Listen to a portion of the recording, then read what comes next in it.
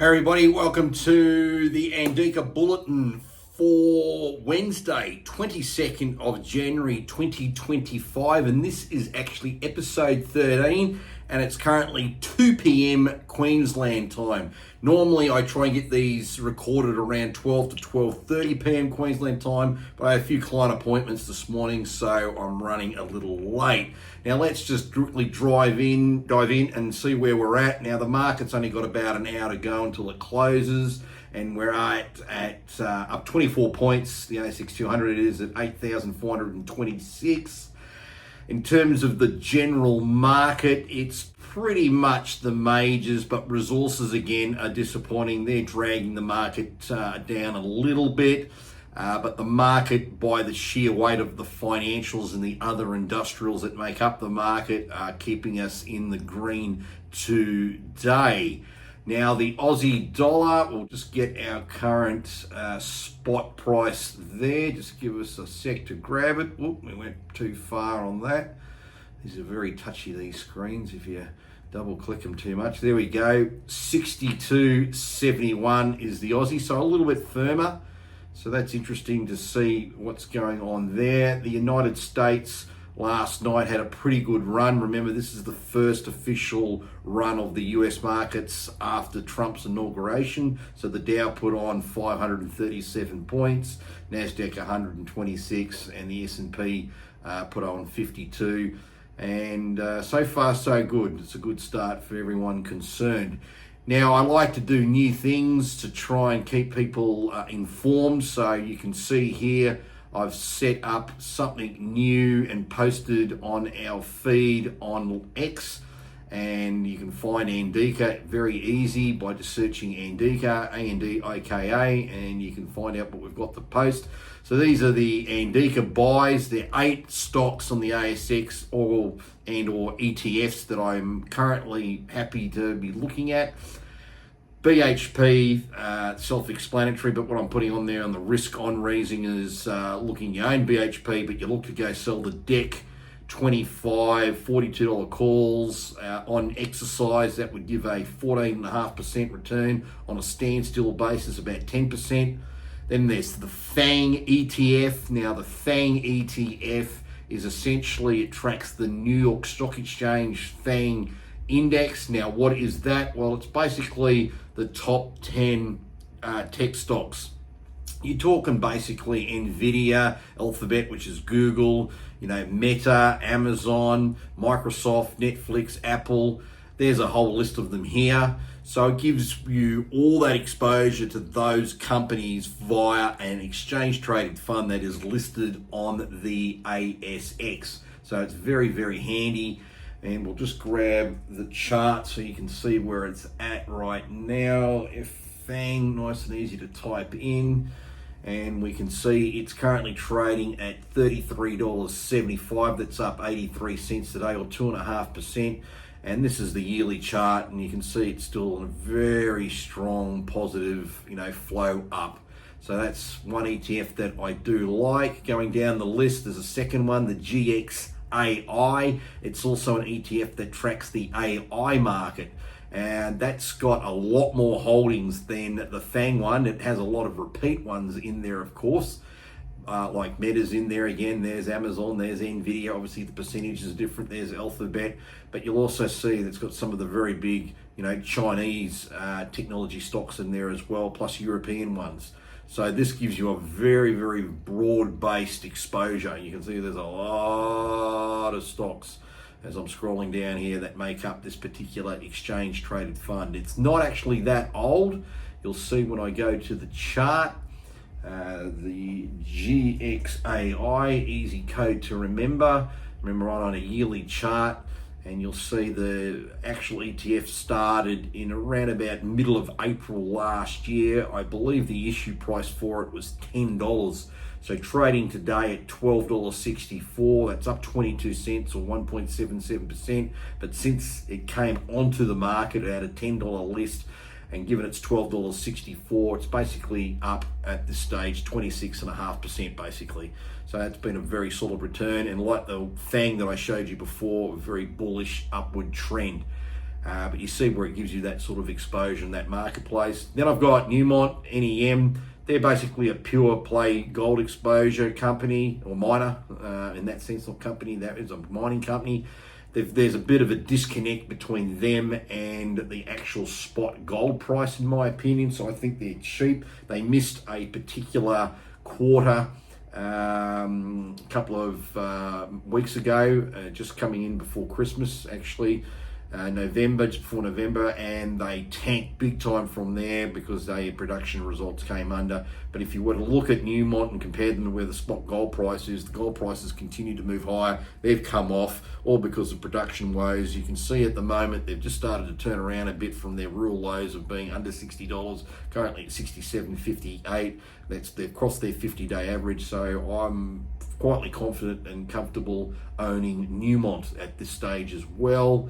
We've got Bulletin. They're a pure play uranium exposure. They are a uranium miner. They've got a lot of excellent mines, particularly in Africa. And as people, or countries I should say, not people, as countries are looking to go more to nuclear for reliable CO2-free baseload power, they're going to be a very big supplier. And you can see that this is just the yearly chart.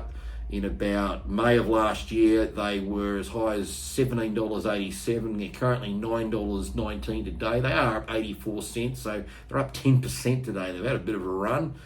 And you can see here, they've also crossed their 50-day average. They're having a little bit of a run, I believe, because, we'll just go in here and have a look. It's a quarterly activities report. Without jumping into it at this stage, I would imagine that their cash flow is looking a little bit better, and they've probably been stockpiling and mining a lot of uranium.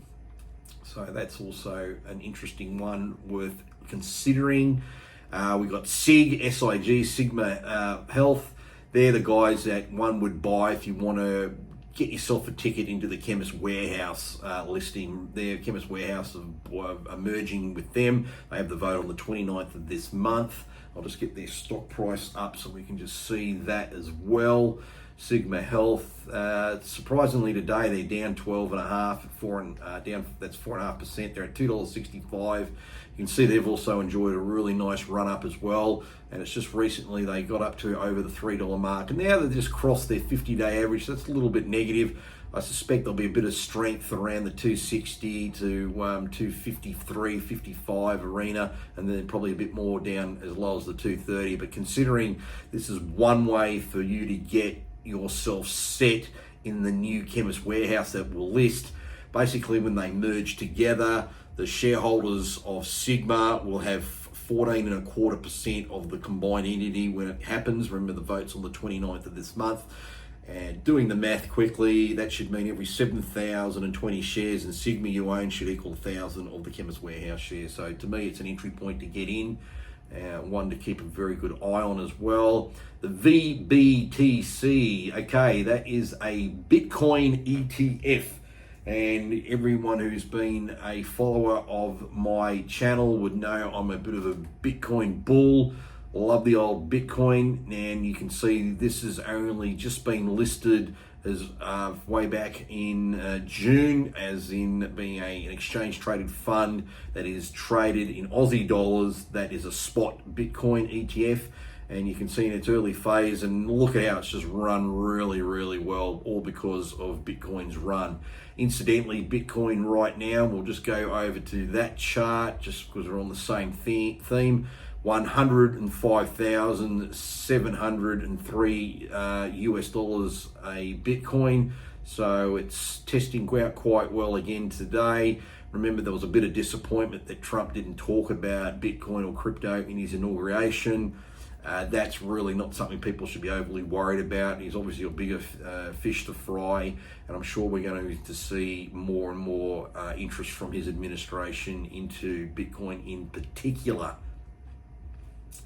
Looking down at the next stock that I like, or the final one, that would be Woodside. They're a big oil producer And like BHP, I like the December 25, $26.50 calls. That sell them, so that means you buy Woodside, sell the $26.50 calls. You're looking there on an exercise return of about 17.5%, and that includes the fact you get the 2 lots of dividends. On a standstill return, about 12.66% return. So that's another one that I like as far as a buy right is concerned. I'll just grab their stock price so we can see it also on the chart. You'll see that it's been also a bit of an underperformer. That's one of the reasons I like it, is because it's somewhat cheaper to get entry points in. You can see around where we, this time last year, what are we today, the 22nd, so we were around about $30.90 as a share price around this time last year. Currently it's $25.20, down 52. You can see it's been pretty dreadful, but just recently it has started to trade above that 50-day average. And whilst you can probably see using a bit of a downtrend, there's various angles where we've had lower highs. We're just starting now to get some higher highs, particularly from that comparison point there. So it's probably something I'm comfortable to look at buying into, but I like the idea of covering myself by writing the covered call against that position. I think that makes a lot of sense.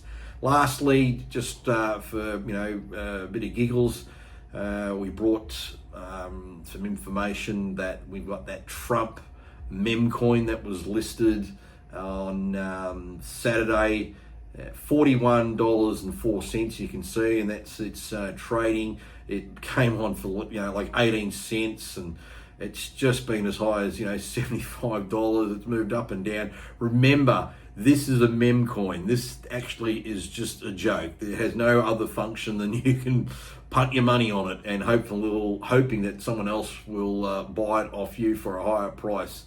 It's really just a joke coin. It's not something you need to be doing in complete comparison when you're looking at Bitcoin, which is now treated as a store of wealth like gold. The old saying that it's as good as gold will soon be replaced, I'm sure, by it's as good as Bitcoin.